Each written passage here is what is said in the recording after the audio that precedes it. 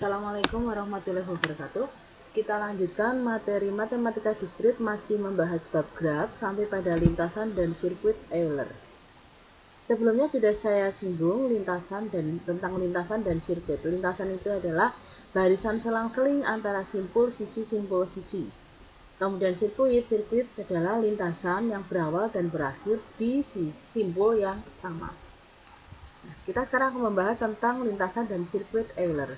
Lintasan Euler ialah lintasan yang melalui masing-masing sisi di dalam graf tepat satu kali. Jadi semua sisi dilewati tepat satu kali. Berawal dan berakhir di simpul yang berbeda. Kemudian sirkuit Euler ialah sirkuit yang melewati masing-masing sisi tepat satu kali. Jadi semua sisi dilewati tepat satu kali, berawal dan berakhir di simpul yang sama. Graf yang mempunyai sirkuit Euler disebut graf Euler. Dan graf yang mempunyai lintasan Euler dinamakan graf semi Euler. Graf Euler itu sudah pasti graf semi Euler. Jadi graf yang mempunyai sirkuit Euler sudah pasti mempunyai lintasan Euler. Tetapi tidak demikian. Kalau mempunyai lintasan Euler belum tentu mempunyai sirkuit Euler. Nah, ini ada contoh. Ada contoh untuk graf Euler dan semi Euler. Yang pertama, ini adalah graf semi Euler. Jadi dia mempunyai lintasan Euler. Kita lihat ya. Dari 3 ke 1. Jadi ini. Kemudian dari 1 ke 2. Kemudian dari 2 ke 3. Dari 3 ke 4. Dari 4 ke 1. Kemudian yang B ini juga semi Euler, mempunyai lintasan Euler dari 1 ke 2, kemudian 2 ke 4, 4 ke 6, 6 ke 2, 2 ke 3, 3 ke 6, 6 ke 5, 5 ke 1, 1 ke 3, 3 ke 5. Kemudian yang C, ini adalah graf Euler, jadi mempunyai sirkuit sekaligus lintasan Euler. Dari 1 ke 2, kemudian 2 ke 3, 3 ke 4, 4 ke 7, kemudian 7 ke 3, 3 ke 5, 5 ke 7, 7 ke 6, kemudian 6 ke 5, 5 ke 2, kemudian 2 ke 6, 6 ke 1. Kembali lagi ke simpul 1. Kemudian yang D ini juga mempunyai sirkuit Euler. Kita mulai dari A, dari A ke C, kemudian C ke F, kemudian F ke E, kemudian E ke C, kemudian C ke B, kemudian B ke D,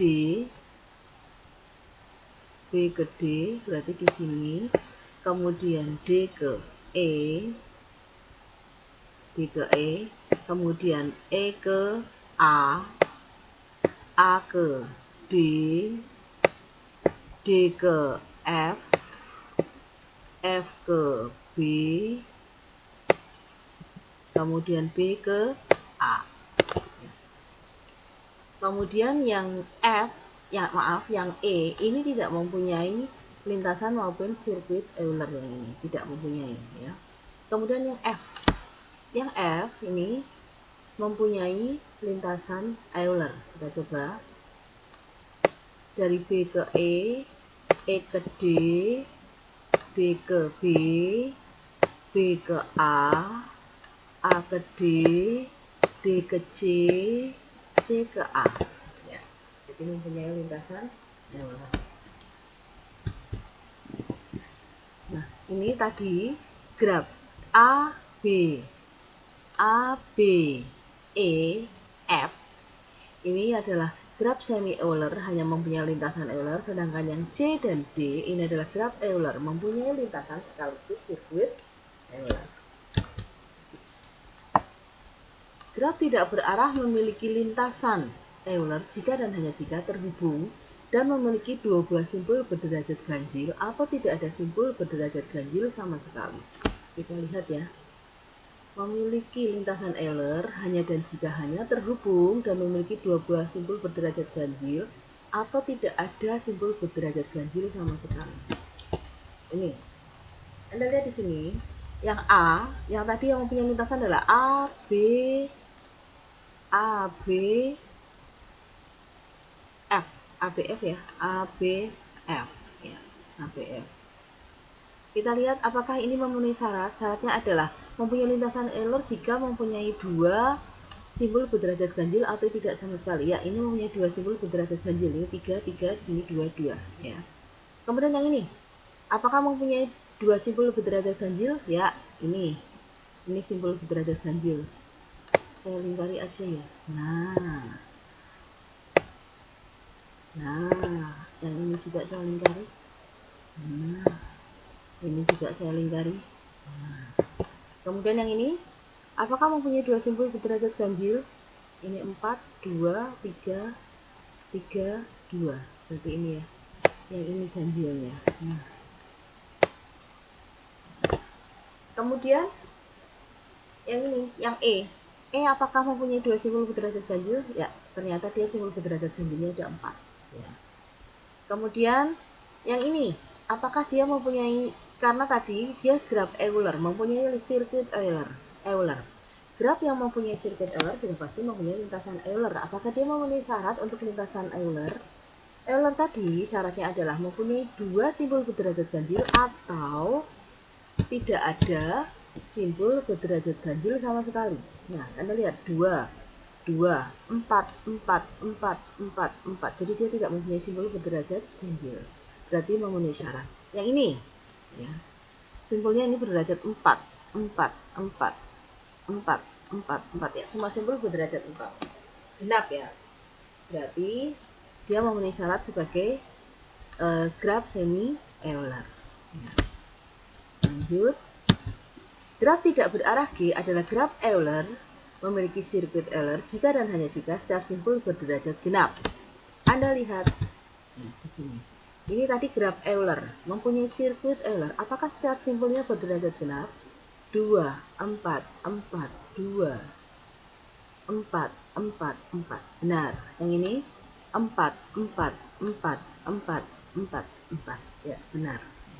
Nah ini, apakah memenuhi sirkuit Euler? 3, 3, 3, 3, 4. Ya, tidak ya. Jadi ini tidak memenuhi dua-duanya. Ini tidak memenuhi dua-duanya. Ya. Oke, lanjut.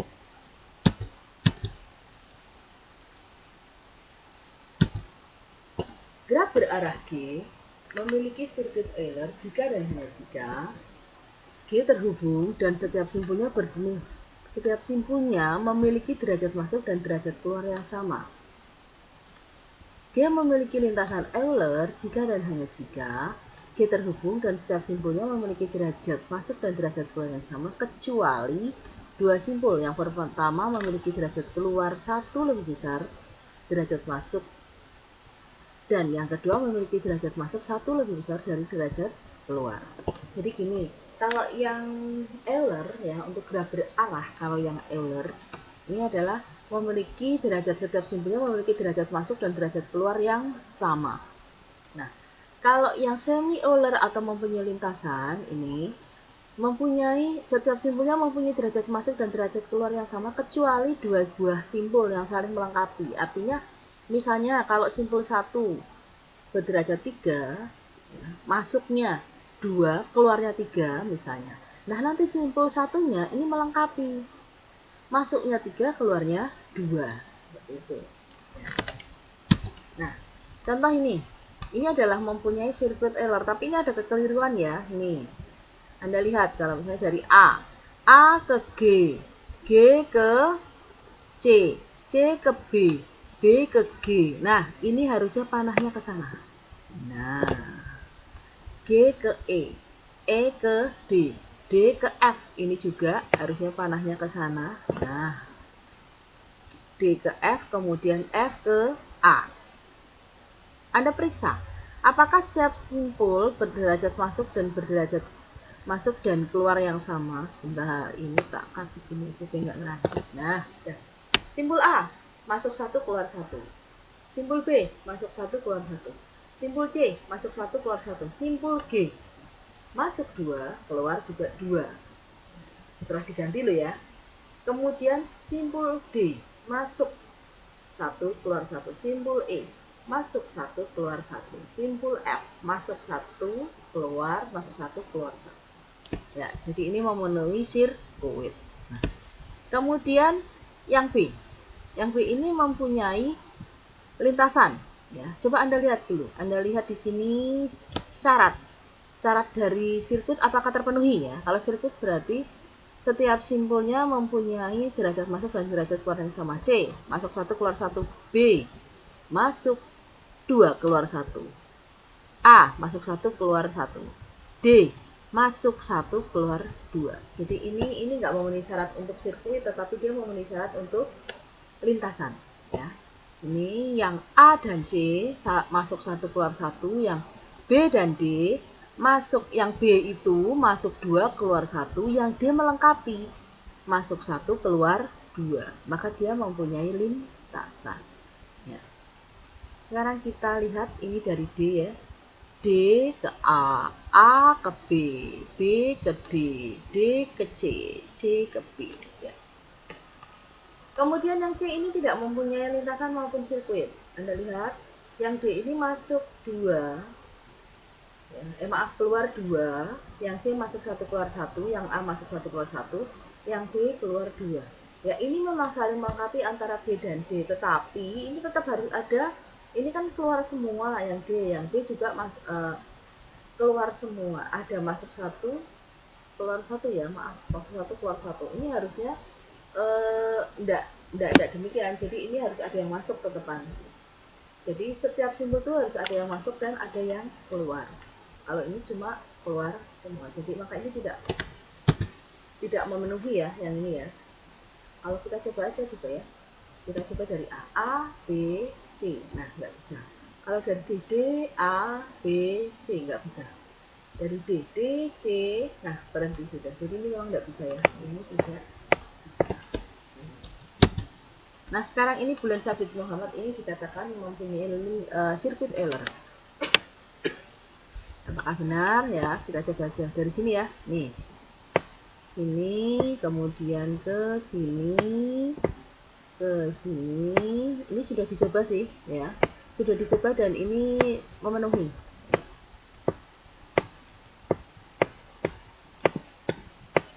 Nah, ini ke sini saja, ke sini saja, terus ke mana ya, ke sini, terus ke sini, terus ke sini, ke sini, sini, terus ke sini, terus ke sini, selesai. Ini sudah ya. Nanti Anda coba lagi ya, siapa tahu ada kekeliruan. Nah, sekarang kita lanjutkan lintasan dan sirkuit Hamilton. Lintasan Hamilton ialah lintasan yang melalui setiap simpul di dalam graf tepat 1 kali. Bentar.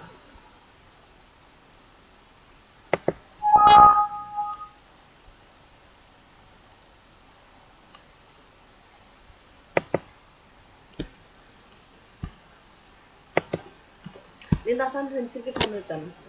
Jadi kalau Hamilton, kalau tadi Euler itu yang kita lihat itu adalah sisi, kalau Hamilton itu simpul ya. Jadi lintasan Hamilton ialah lintasan yang melalui tiap simpul di dalam graf tepat 1 kali.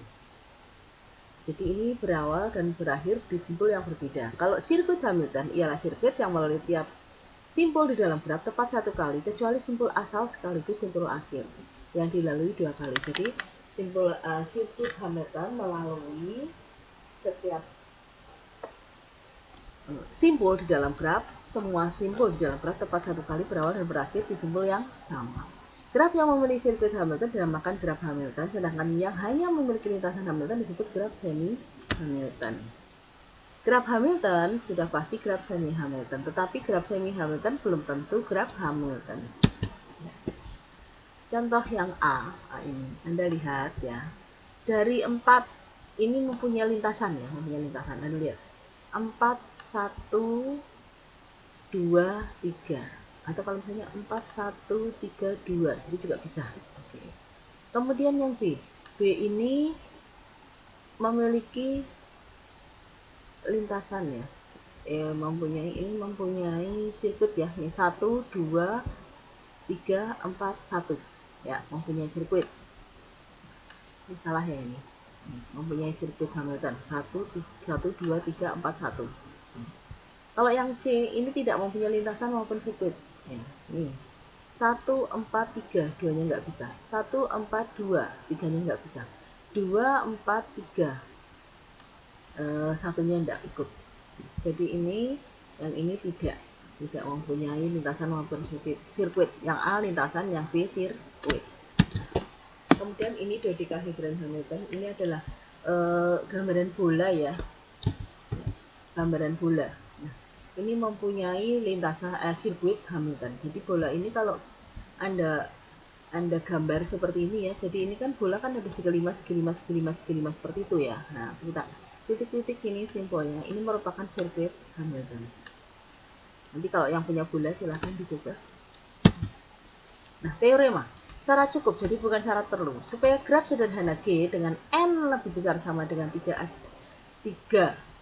buah simpul adalah graf Hamilton ialah bila derajat tiap simpul paling sedikit N dibagi 2, yaitu dV lebih besar sama dengan dari N dibagi 2 untuk setiap simpul V di G. Jadi gini, graf G dengan jumlah simpul lebih besar sama dengan 3, jadi simpulnya boleh 3 atau lebih ya, minimal 3 gitu ya. Ini merupakan graf Hamilton. Jadi graf yang mempunyai sirkuit Hamilton ialah bila derajat tiap simpulnya paling sedikit N dibagi 2. Kalau misalnya simpulnya 4 ya, 4 bagi 2 berarti 2. Jumlah derajat tiap simpulnya itu harus minimal 2. Itu baru dikatakan graf Hamilton. Setiap graf lengkap adalah graf Hamilton. Anda pasti ingat graf lengkap. Graf lengkap itu lambangnya adalah Kn. K misalnya 5, simbolnya 5 berarti K5. K simbolnya 24 berarti K24 dan seterusnya. Di dalam graf lengkap G dengan N buah simpul, N lebih besar sama dengan 3. Terdapat N-1 faktorial dibagi 2 buah sirkuit Hamilton. Jadi kalau misalnya ada N-nya 4 misalnya, 4 kurangi 1, 3. 3 faktorial itu 3 kali 2 kali 1, 6. 6 bagi 2, 3. Ada 3 buah sirkuit Hamilton. Di dalam graf lengkap G dengan N buah simpul, N lebih besar sama dengan 3 dan N ganjil, terdapat N-1 dibagi 2 buah sirkuit Hamilton yang saling lepas, tidak ada sisi yang beririsan. Nah, jika N-nya genap, N lebih besar sama dengan 4, maka di dalam graf G terdapat N-2 dibagi 2 buah sirkuit Hamilton yang saling lepas. Saling lepas artinya tidak ada sisi yang beririsan ya. Misalnya ya, ini ada gambarnya ya, nanti gambarnya saya tambahkan saja ya. Oke, nanti. Lanjut ini, persoalan pengaturan tempat duduk. 9 anggota sebuah klub bertemu tiap hari untuk makan siang pada sebuah meja bundar. Mereka memutuskan duduk sedemikian sehingga setiap anggota mempunyai tetangga duduk berbeda pada setiap makan siang. Berapa hari pengaturan tersebut dapat dilaksanakan? Ada 9 anggota klub, dia duduk di sebuah meja bundar. Misalnya duduk mengelilingi meja bundar, nggak duduk di sebuah meja bundar ya. Mengelilingi meja bundar, kursinya mengelilingi meja bundar. Nah, mereka memutuskan setiap makan itu ya, setiap duduk untuk makan siang itu harus teman di sebelahnya itu berbeda. Berarti ini kita buat sirkuit Hamilton yang saling lepas. Jadi tidak ada sisi yang beririsan. Berarti kita pakai rumus yang tidak pakai faktorial. Jumlah pengaturan tempat duduk yang berbeda adalah 9 dikurangi 1 dibagi 2. Jadi 9 kurang 1, 8 dibagi 2, ada 4. 4 pengaturan tempat duduk. Nah, ini gambarnya. Gambarnya seperti ini. Nanti dicoba ya, atau nanti saya berikan gambarnya ya. Ya, nanti saya berikan gambarnya. Oke, saya lanjutkan saja. Lintasan dan sirkuit Hamilton. Beberapa graf dapat mengandung sirkuit Euler dan sirkuit Hamilton sekaligus. Mengandung sirkuit Euler tetapi tidak mengandung sirkuit Hamilton. Mengandung sirkuit Euler dan lintasan Hamilton. Mengandung lintasan Euler maupun lintasan Hamilton. Tidak mengandung lintasan Euler namun mengandung sirkuit Hamilton dan sebagainya. Jadi sebuah graf bisa saja mengandung sirkuit Euler dan sirkuit Hamilton sekaligus, atau hanya mengandung sirkuit Hamilton, tetapi hanya untuk Eulernya hanya lintasan Euler dan seterusnya. Yang ini, graf A mengandung sirkuit Hamilton maupun sirkuit Euler. Anda lihat di sini. Ya. Ini mengandung lintasan, sirkuit Hamilton sekaligus sirkuit Euler. Sudah ya, ini bisa dilihat tadi sudah dicoba. Oke. Yang Eulernya juga sudah. Nah, yang ini mengandung lintasan Euler. Tadi juga sudah dicoba ya, lintasan Euler. Nah, dan juga mengandung sirkuit Hamilton. Kalau sirkuit Hamilton gampang nih, langsung dari 1, 5, 2, 3, 4, 1. Eulernya tadi juga sudah ya. Depan. Ya. Nanti Anda lihat ya. Oke, lanjut. Beberapa aplikasi graf. Yang pertama, lintasan terpendek. Syarat untuk lintasan terpendek itu adalah menggunakan graf berbobot. Lintasan terpendek adalah lintasan memiliki total bobot minimum. Contoh aplikasinya, menentukan jarak terpendek atau waktu tempuh tersingkat atau ongkos termurah antara dua buah kota. Yang kedua, menentukan waktu tersingkat pengiriman pesan antara dua buah terminal pada jaringan komputer. Terdapat beberapa jenis persoalan lintasan terpendek, antara lain lintasan terpendek antara dua buah simpul tertentu. Jadi ada simpul, misalnya simpul 1 dan simpul 10 ya. Lintasan terpendek dari simpul 1 menuju ke simpul 10 misalnya. Mana? Melewati mana saja. Nah, kemudian lintasan terpendek antara semua pasangan simpul. Diberikan pasangan-pasangan simpul dengan lintasan-lintasan ya, lintasan-lintasan masing-masing. Nah, kita pilih lintasan terpendek. Mana lintasan terpendek dari semua pasangan simpul? Kemudian lintasan terpendek dari simpul tertentu ke semua simpul yang lain. Lintasan terpendek dari simpul tertentu ke semua simpul yang lain. Misalnya dari simpul 1 ya, ke simpul 2, ke simpul 3, ke simpul 4, ke simpul 5. Nah, mana yang paling pendek? Kemudian lintasan terpendek antara dua buah simpul yang melalui beberapa simpul tertentu. Misalnya simpul 1 ke 2, kemudian simpul 1 ke 4, simpul 2 ke 4, mana yang paling pendek? Nah, ini yang kita akan bahas ini adalah yang ketiga, lintasan terpendek dari simpul tertentu ke semua simpul yang lain. Diberikan graf berbobot G. Graf itu merupakan kumpulan dari simpul dan sisi. Dan sebuah simpul A, tentukan lintasan terpendek dari A ke setiap simpul lainnya di G. Asumsi yang kita buat adalah bahwa semua sisi berbobot positif. Karena apa, kalau negatif nanti tidak pakai ngurang-ngurangi ya, jadi positif aja. Nah, ini contohnya. Ada graf. Ini adalah graf 1, 2, 3, 4, 5, 6. Misalnya graf G dengan simpul 1, 2, 3, 4, 5, 6. Di sini diberikan ya, dari 1 ke 2 ini bobotnya 50, kemudian dari 1 ke 5 bobotnya 45, dari 1 ke 3 bobotnya 10, dari 1 ke 4 bobotnya 40, terus dari 2 ke 5 bobotnya 10, nggak ada lagi ya, dari 2 kemana, dari 3 ke 1 20, dari 3 ke 4 15, kemudian ini tadi dari 2 ke 3 ada ini 15 ya. Oke. Lewat. Kemudian dari 4 ke 2 20. Kemudian 4 ke 5 35. Ya. Sudah kayaknya ya. Terus kemudian dari 5 ke 4 30. 5 nggak ada lagi. Kemudian dari 6 ini ke 4, 6 ke 4 ada 3. Tapi akses ke 6 nggak ada ya ini, adanya keluar dari 6. Oke, sekarang kita mau menentukan ya dari simpul 1 ke semua simpul yang lain manakah lintasan paling terpendek. Nah, sekarang kita coba dulu 1 ke 2. 1 ke 2 tuh mana yang paling pendek? Kalau langsung 50. Terus kemudian kalau lewat 3, 10, 15, 20. Berarti berapa? 10 tambah 15 tambah 20. 45. Kemudian kalau 1, 4, 2. 40 tambah 20. 60. Berarti paling pendek adalah langsung. Maaf, langsung apa enggak? Enggak ya. Yang paling pendek berapa? Ini 50, maaf. Ini berarti 50, 10, 15, 20, 45 ya. Paling pendek adalah 1, 3, 4, 2. Dengan 45. Ya. Terus kemudian dari 1 ke 3. 1 ke 3 langsung 10. Ada lagi mungkin? 1 ke 3 lewat mana? Oh, lewat 2.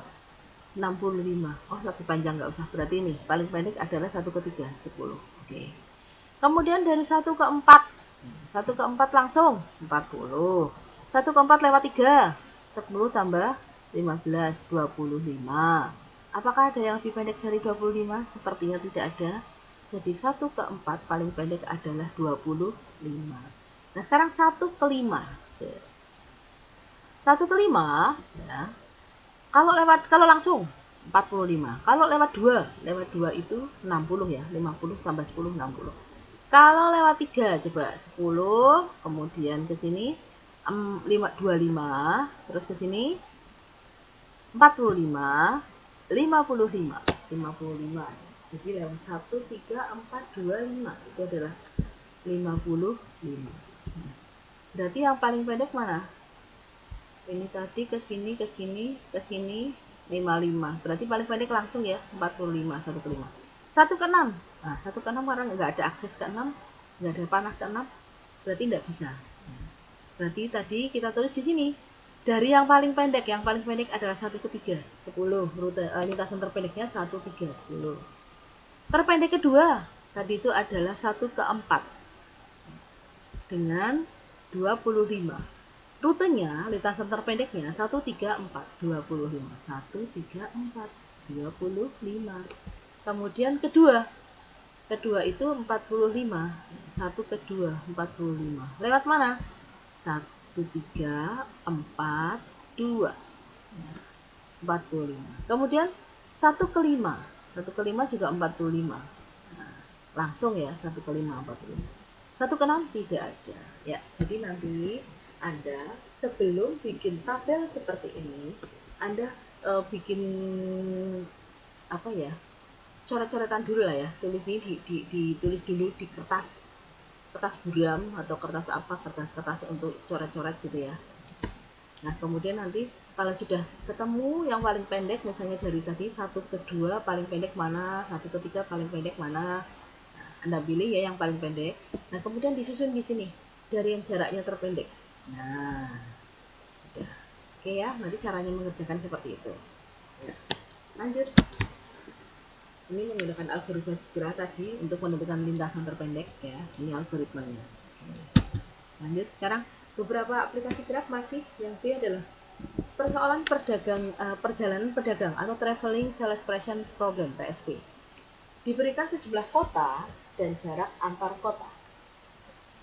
Tentukan sirkuit terpendek yang harus dilalui oleh seorang pedagang bila pedagang itu berangkat dari sebuah kota asal dan menyinggahi setiap kota tepat 1 kali dan kembali ke kota asal keberangkatan. Nah, ini adalah menggunakan sirkuit Hamilton ya. Oke. Kemudian yang kedua, Pak Pos mengambil surat di kotak pos yang tersebar pada N buah lokasi di berbagai sudut kota. Pak Pos mengambil surat di kotak pos yang tersebar pada N buah lokasi di berbagai sudut kota. Berarti ini juga pakai sirkuit Hamilton. Lengan robot mengencangkan N buah mur pada beberapa buah peralatan mesin dalam jalur sebuah perakitan. Ini kalau sebentar, ini Pak Pos mengambil surat di kotak pos, berarti dia pada sebuah lokasi di berbagai sudut kota, berarti ini nggak kembali lagi ke tempat asal, berarti ini lintasan. Yang lengan robot juga ini lintasan. Nah, kemudian ini produksi and commodity berbeda dalam sebuah siklus. Kalau siklus itu muter, jadi balik lagi, berarti ini pakai sirkuit. Nah, sekarang ini persoalan traveling salesperson problem atau TSP. Jumlah sirkuit Hamilton dalam graf lengkap N sebuah simpul adalah ini, N-1 faktorial dibagi 2. Ini tadi yang contoh dari yang graf sederhana dengan N lebih besar sama dengan 3 mempunyai jumlah sirkuit Hamilton N-1 dibagi N-1 faktorial dibagi 2. Jadi ini yang belum ada syarat tanpa sisi saling berpotongan, belum ada syarat itu. Ini contohnya. Di sini ada graf lengkap K4 ya, ini K4. Jadi ada A, B, C, D ini. Dengan jumlah sisinya, simbolnya 4, kemudian sisinya 6. Graf di atas memiliki 4 minus 1 faktorial dibagi 2. Jadi ada 3 sirkuit Hamilton, Anda lihat. Ini A, B, C, D, A atau A, D, C, D, A. Ini dan ini ya, A, C, D, B, A atau A, B, C, D, A. Kemudian yang ketiga A, C, B, D, A atau A, D, B, C, D, A, B, A, D, B, C, A. Anda lihat di sini antara ini dan ini. Ini masih ada sisi yang beririsan ini CD, ini CD. Ya. Terus kemudian ini sama ini sama ini. Ini ada di sini AC, ini AC. Yang ini juga sama sini. Di sini ada DA, di sini ada DA. Ya. Ini juga sama nih. Ini ada DC, di sini ada DC. Kemudian ini ada CA, di sini ada CA. Kemudian di sini ada AD, di sini ada AD. Ini ada sisi yang saling beririsan. Kalau misalnya ini mau dibuat yang tidak ada sisi saling beririsan, berarti kan rumusnya pakai yang N-1 dibagi 2 faktorial. Berarti berapa? N-1 ini ada 4 dikurangi 1 itu 3 dibagi 2 1,5 berarti 1 ya, cuma ada 1 berarti salah satu ini atau ini, jadi I1 atau I2 atau I3 kalau yang tidak ada sisi saling beririsan. Tetapi ini dimintanya yang pakai faktorial ya, makanya ya ini masih ada sisi yang saling beririsan. Nah, dilihat di sini. Sekarang panjangnya ketika I1 itu 45, I2 41, I3 32. Jadi paling pendek rutenya itu adalah 32. Ya. Nah, ini gambarnya. Gambarnya seperti ini. Jika jumlah simpul N sama dengan 20, maka terdapat 19 faktorial dibagi 2 sirkuit Hamilton. Banyak banget ya, 19 faktorial. 19 faktorial dibagi 2 sirkuit Hamilton atau sekitar 6 kali 10 pangkat 16. Penyelesaian. Silahkan Anda buat sendiri ya. Kemudian persoalan tukang pos Cina, China Sportsman Problem. Gak apa-apa ya ini contohnya pakai Cina-Cina gitu, gak apa-apa ya. Maaf ya mas, keturunan Cina. Dikemukakan oleh Megan berasal dari Cina pada tahun 1962. Masalahnya adalah sebagai berikut. Seorang tukang pos Cina akan mengantar surat ke alamat-alamat sepanjang jalan di suatu daerah. Bagaimana ia merencanakan rute perjalanannya supaya ia melewati setiap jalan tepat sekali dan kembali lagi ke tempat awal keberangkatan. Berarti ini melewati sisi ya, sisi semuanya dari semua rutenya, kemudian nanti kembali lagi ke tempat awal keberangkatan. Berarti awal keberangkatan berarti dia menggunakan sirkuit Euler. Nah ini sirkuit Euler-nya. Ya, ini. Kemudian yang terakhir dari graf itu adalah pewarnaan graf. Sebuah pewarnaan dari graf G adalah sebuah pemetaan warna-warni ke simpul-simpul dari G sedemikian hingga simpul relasinya mempunyai warna-warna yang berbeda. Bilangan kromatik dari G adalah jumlah warna minimum yang diperlukan untuk mewarnai graf G. Dilambangkan dengan ini adalah kromatik G. Ini dibaca kromatik ya. Kromatik adalah huruf Yunani G. Bilangan kromatik dari graf lengkap itu adalah K6, K10, dan Kn. Jadi kromatik Kn itu sebenarnya N. Jadi graf lengkap dengan lambang Kn itu mempunyai jumlah warna sebanyak jumlah simpulnya. Karena apa? Setiap simpulnya itu terhubung ke semua simpul yang lain. Maka warnanya itu harus berbeda. Jadi kalau ada K24 berarti warnanya ya 24. Nah, algoritma yang digunakan adalah algoritma Well-Powell ya. Oke, lanjut aja langsung. Nah, ini ada graf H. Anda lihat di sini, ini ada 3 baris simpul derajat warna. Nah, untuk simpul, ya, untuk kolom untuk simpul maaf. Di sini kita urutkan kolom-kolomnya di sini kita urutkan dari simpul dengan derajat tertinggi. Ya, Anda lihat di sini V1 derajatnya 1, 2, 3, 4, 5. Apakah ada lebih yang dari V1? Sepertinya tidak ada. V1 paling besar derajatnya. Kemudian derajat terbesar kedua ini adalah 4, ada V4. Kemudian ada V5 dan ada V6. Di sini V1 derajatnya 5 ya. V4 4, V5 4, V6 4. Kemudian derajat yang selanjutnya itu adalah berderajat 3. Mana saja? V2, V3, kemudian V7. V2 derajatnya 3, V3 derajatnya 3, V7 derajatnya 3. Nah, sekarang kita kasih warna. Kasih warnanya terserah, misalnya Anda mau pakai spidol atau pakai pensil warna atau pakai apa? Di sini didemloi warna merah misalnya. Warna merah.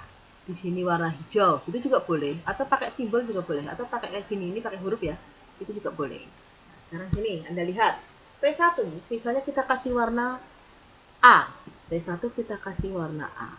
Nah, kemudian selanjutnya ke V4. V4 apakah terhubung dengan V1? V4 terhubung dengan V1. Maka dia tidak bisa dikasih warna A, kita kasih warna lain, misalnya B. Kemudian V5 selanjutnya. V5, apakah terhubung dengan V1? Iya, jadi nggak bisa A. Apakah terhubung dengan V4? Iya, berarti nggak bisa B. Maka kita kasih warna yang lain. C misalnya. Kemudian V6. V6, apakah terhubung dengan V1? Iya. Apakah terhubung dengan V4? Iya. Apakah terhubung dengan V5? Oh, tidak. Berarti di sini bisa kita kasih warna C. Ya. Karena dia tidak terhubung dengan V5, tetapi dengan V1 dan V4 terhubung, maka tidak bisa AB, maka di sini bisa C. Kemudian V2.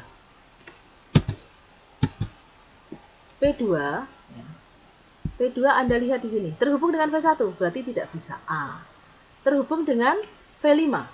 V5 itu tadi apa? C, berarti tidak bisa C. Apakah dengan V4 terhubung? Tidak. Makanya dia bisa dikasih warna B. Dengan V1 terhubung, dengan V5 terhubung, maka tidak bisa A dan C. Tetapi dengan V4 tidak, maka bisa dikasih B. Kemudian V3. Anda lihat V3 di sini terhubung dengan V1, berarti tidak bisa A. Terhubung dengan V4, berarti tidak bisa B. Terhubung dengan V6, berarti tidak bisa C. A, B, C tidak bisa, berarti kita kasih warna yang lain, yaitu D. Kemudian V7, dia tidak terhubung dengan V1. Kemudian dia terhubung dengan V5, berarti dia tidak A bisa ya. Oke. Dia terhubung dengan V5, V5 itu C, C tidak bisa. Dengan V2, V2B tidak bisa. Kemudian V6, V6 itu C tidak bisa. Nah, yang bisa adalah A. Atau mau dikasih D juga boleh, tapi karena yang pertama A ya ini, dia tidak V1 tidak terhubung ya dikasih A. Tapi kalau dikasih D juga tidak salah ya. Oke. Nah, sekarang Anda hitung kromatik H berapa? Ini kromatik ya, ini kok jadi X ya. Ini kromatik yang benar. Kromatik H, jadi jumlah warna untuk mewarnai H berapa? A, B, C, D. Berarti ada 4. 1, 2, 3, 4. 4. Paham ya? Kalau nggak paham silahkan bertanya. Nah, ini selanjutnya. nanti tolong dibaca dan dipahami ya. Ini juga, ini juga, ini juga. Nah, apakah ada graf dengan satu warna? Ya, ya ada. Kalau cuma grafnya seperti ini berarti warnanya cuma satu ya. Ya, ternyata alhamdulillah ini grafnya selesai ya.